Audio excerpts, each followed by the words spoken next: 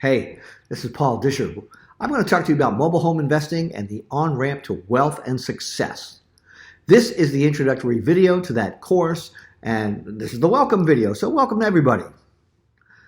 What you're going to learn on this course are 6 basic things, and I'm going to start to cover those with you right now. First one is to get familiar with mobile homes and mobile home parks. You're going to be dealing with mobile homes.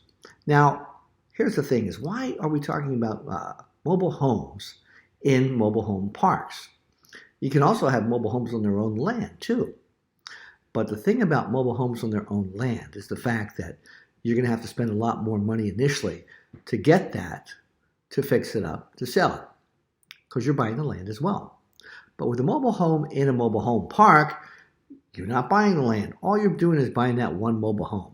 So let's say on its own land, you paid $120,000 to buy that home. That's a pretty large initial outlay, and now you've got to spend more money to fix it up, and then in the end, maybe you make $25,000 or $30,000, right?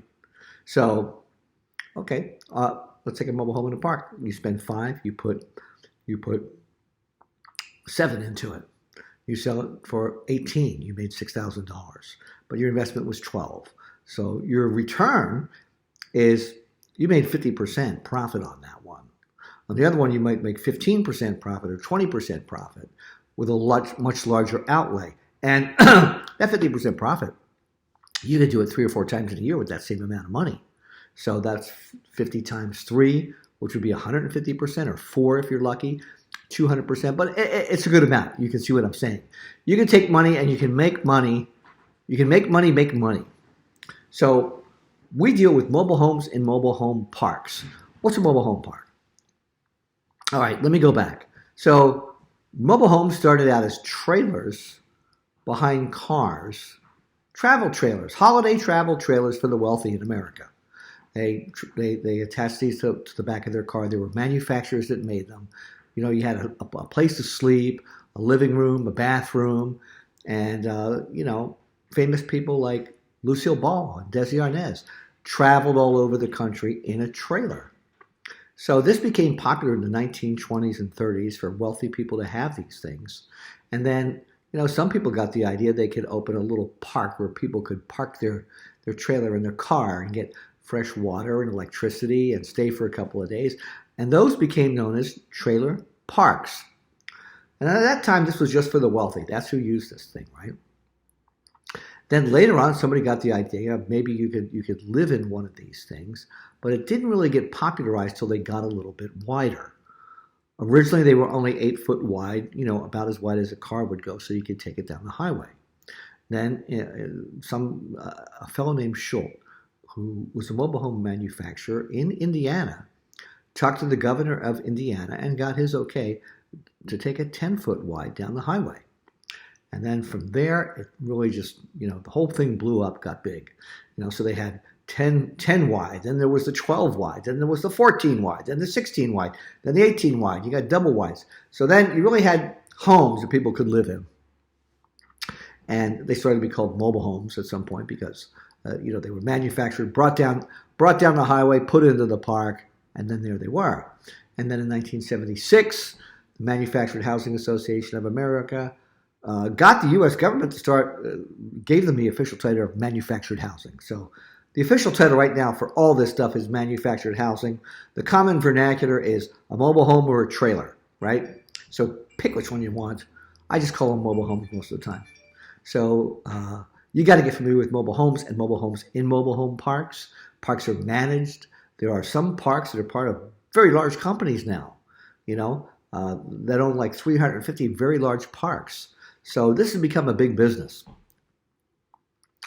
They're different than real estate, so they're really not under real estate. Real estate agents sometimes get into trying to sell them, but in most states, they're really not licensed to either. I mean, in law, real estate comes from royal estate, and it includes that you own land, because that's what the royalty did back then. They owned land, and you didn't. If you remember when we were all the serfs, or if you were a king, who knows? But we didn't own the land. Real estate, royal estate, that's that. A mobile home is like a car in that it's chattel, as viewed by the law. And so real estate agents aren't really licensed to sell them. They sell real estate. So these are chattel, and you change title in most states at the DMV. So you have a piece of chattel, like a car that you own, inside this park where you pay to keep the mobile home. They supply water, they supply sewer, trash removal, snow removal, maybe a swimming pool, and you pay monthly lot rent to keep the home there. What you're doing is buying the home and owning the home, and then you're going to fix the home, and then you're going to promote, and you're going to sell the home. There's a really key step that I skipped on here, so I'm going to go back. Number one is getting familiar with the mobile homes and mobile home parks. Number two is determining value. We are going to teach you how to determine the value of a mobile home that you're A, buying, and B, selling. This may be one of the most important points that you need to learn, because unless you can really determine the value, then how are you going to figure out what you could possibly make out of it? How could you figure out how much you could put into it and make any money out of it? In any investment of any kind whatsoever, you need to know what's called the exit strategy. And you don't enter till you know your exit strategy. You know how you're getting out of the deal before you ever get into it. So you're looking at this mobile home. You've done all this work. You figure out that this type of mobile home, let's say it's a single wide, it's 3-bed, it's 2-bath. You're going to buy it. This guy wants you to buy it for $15,000. Now you look at this mobile home and you think, I've got to put 30 into this to make it a decent home, and I can sell it for 49 in this park. No, you can't buy that home. Don't buy it. Just skip it. You're not going to buy that home. And I might have said that's 30 is a lot to put into something like that. But let's say even 20, and he wants to sell for 15. You're going to do the math, and you're going to go, you know what? I can only buy this top dollar $11,500. You stick with it. You have to know values in order to be able to do that. So, if you buy wrong, it's a problem. And somebody wisely said one time or another, you make your money in the buy. And I have found that to be very true. If you make a good buy, you're pretty much assured that you're going to make money. If you pay too much for it, you're probably not. So we're going to cover values. We're going to cover motivated sellers. We're going to how to find deals that are actually deals, and not deals that look like deals that aren't deals. And there's something to know about this. Okay. So we're going to get you familiar with mobile homes and mobile home parks. We're going to get you familiar with how to determine values. Then the next thing is, and this is going to be the easy part, once you've done those two things, is you're going to buy a home. Then you're going to fix up the home. And fixing up a mobile home has a wide variance. There's a lot of things you can do. My personal feeling on this is you have to give a good product to the end buyer. It doesn't always have to be super pretty, but you got to have a home that works. The heat works, the air conditioner works, the hot water heater works. They can take showers and baths. They can wash the dishes. They can cook food. They don't have plumbing leaks and roof leaks and holes in the floor. It's got to be a home that actually works. So to me, that's number one. Number two is how nice you make it.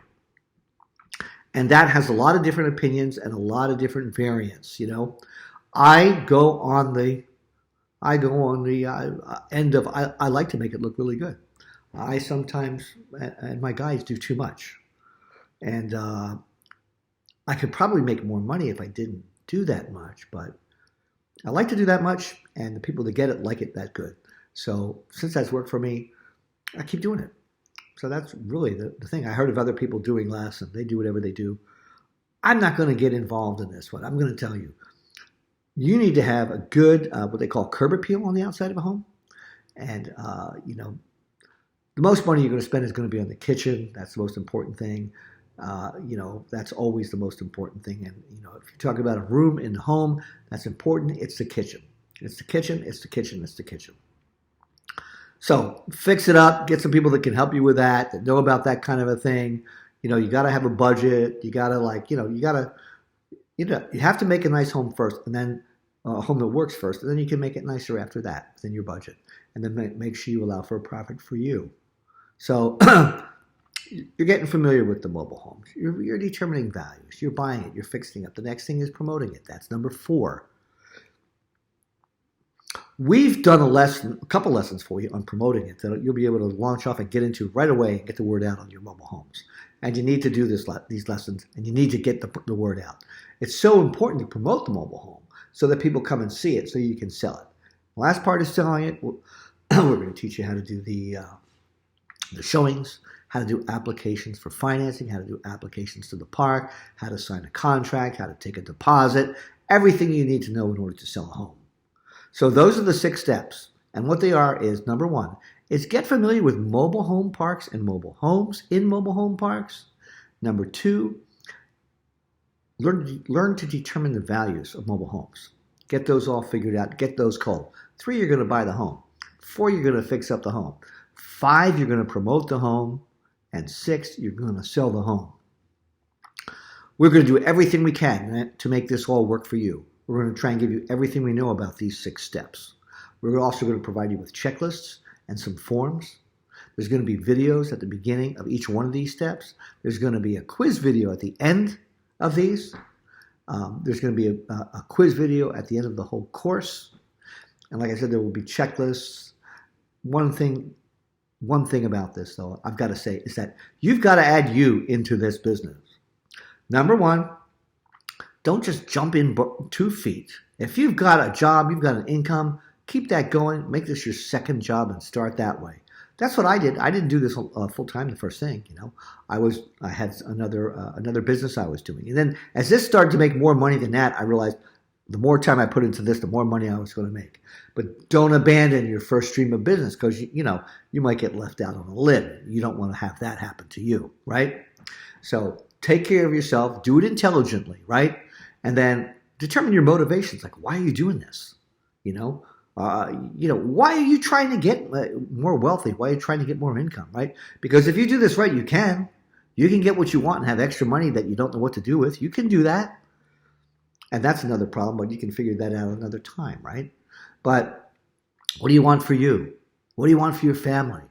What do you want for your group or your church, or whatever association you belong to? What are you trying to accomplish? And how does this help you to do that if you make a lot more income? I think it's important to have those ideas in mind and what you're trying to do, because you're going to have to work more than you're working right now in order to make this work. You're going to keep your current job working, then you're going to start doing this, and it's not get rich quick. It's not get rich lazy. You're not just going to get a Lamborghini and lay on top of it and look great and make money. I know there's certain people on the internet that say that things work that way. I don't think they do. I know they don't. Okay? And it's not just working hard that's going to get this there. It's working smart too. I mean, if you work with a mentor, you're going to get there a lot faster. You're going to save tens of thousands of dollars. You're going to save tens of thousands of dollars from mistakes, and you're going to make hundreds of thousands of dollars because you didn't make those mistakes. So there's no guarantees of any kind that we're promising with this course. We are promising you videos that make sound that you can listen to, and we're promising you words on a printed page that you can read. It's up to you to take what's in those things and make this whole thing work. I know you can do it. Let's get on with this course.